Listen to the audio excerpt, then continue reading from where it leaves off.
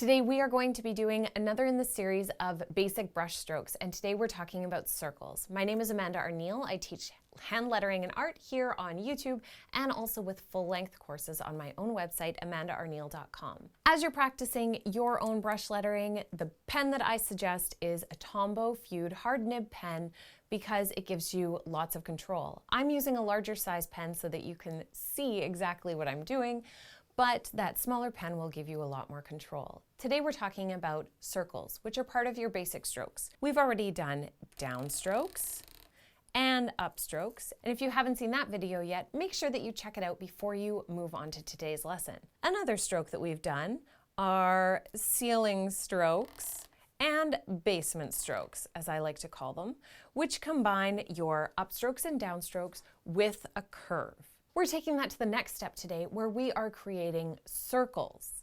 And circles can be a little bit tricky because you'll feel like they need to be absolutely perfect.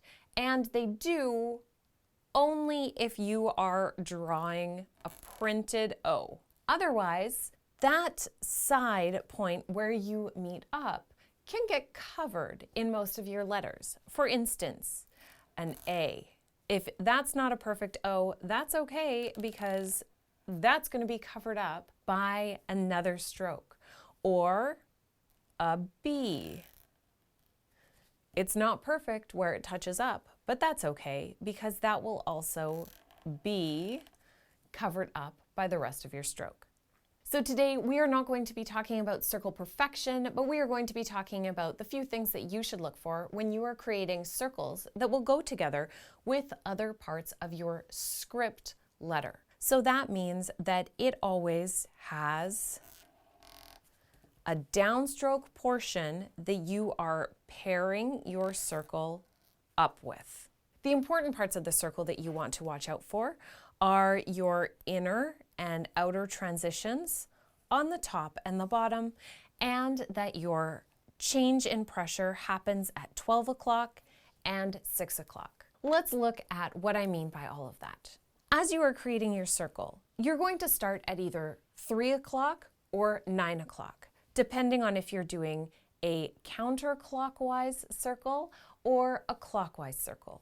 For example, an A is counterclockwise, while a B takes your circle in a clockwise direction. So for a counterclockwise circle, you are going to start at 3 o'clock, imagining that you have a clock underneath where you're drawing. So let's draw a little clock. We have a circle here.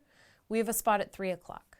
By 12 o'clock, you are going to be transitioning your pressure, and by 6 o'clock, you'll transition it back. At 9 o'clock, that is when your letter is in full swing, where you are doing a circle that is as fat and wide as possible. So, starting at 3 o'clock, we're going in the counterclockwise direction. Move up with no pressure, so just the very tip of your pen in an upstroke fashion. And then when you pass 12 o'clock, you want to put on full pressure all the way down to 6 o'clock. By 6 o'clock, you should just be using the tip of your pen again. This is also part of why I always tell people to keep their pen on the side of where they're writing. If you watch the tip of the pen, by the time that you are getting down to 6, it naturally is going to a thinner line. If you have your hand underneath and you're doing that exact same stroke, starting at 3, pressure, and then no pressure around. I've lifted off the pressure by 12 and by 6, but just because of the fact that that is the thickest point of the pen with full pressure, you're going to end up with your pressure on the top and the bottom. If your pen is to the side, a full pressure square is going to show you that your pressure will be on the sides, and that's what we're looking for. So that is why your pen always goes on the side. Let's do another circle together. So starting at 3, no pressure going around, your hand is to the side of where you're writing, full pressure coming down, and then back up to no pressure. Do it nice and slowly, and that will get you these soft transitions on the inside and the outside, where it moves from your thick downstroke back to a thin upstroke. And what I mean by smooth transition is that this is making a curve, and this is making a curve. There aren't any sharp changes in the thickness anywhere, giving you sharp edges on the inside or the outside of your curve.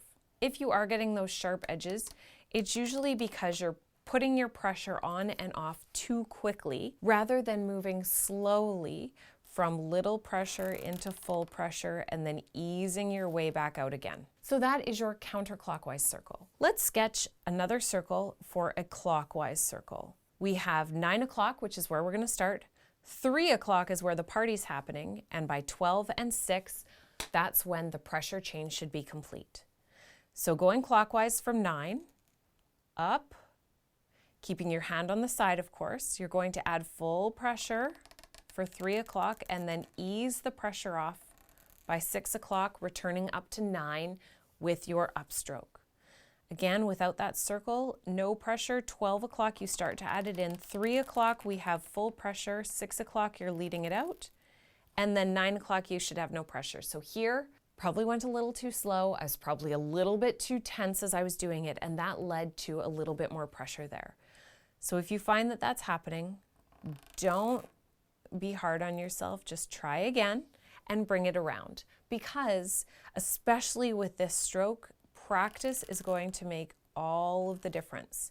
You're also going to find that one direction is easier for you than another, and you'll be able to go a little bit quicker for that direction. But that doesn't mean that you don't need to practice the other way, because your letters have both clockwise and counterclockwise circles.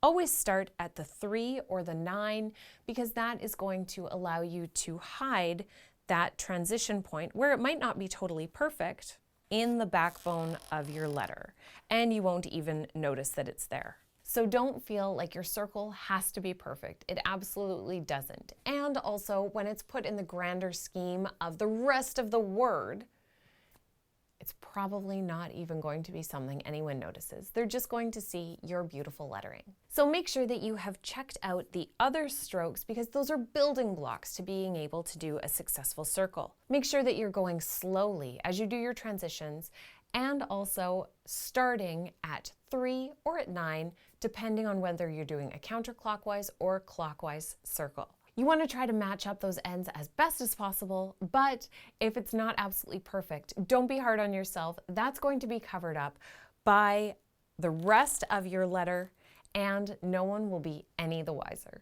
This is only a small part of what I teach in my larger course, Let's Start Lettering, which takes you through all the basic strokes, all the letters for printed lowercase and capitals, script lowercase and capitals, and into writing words with basic composition. If you are ready to take it past the basics and make sure that you have a really strong foundation in lettering all the way through words and basic composition, that is the course that you're going to want to check out, and it's linked right below this lesson here. Make sure that you check on that in the description and get yourself creating beautiful letters today.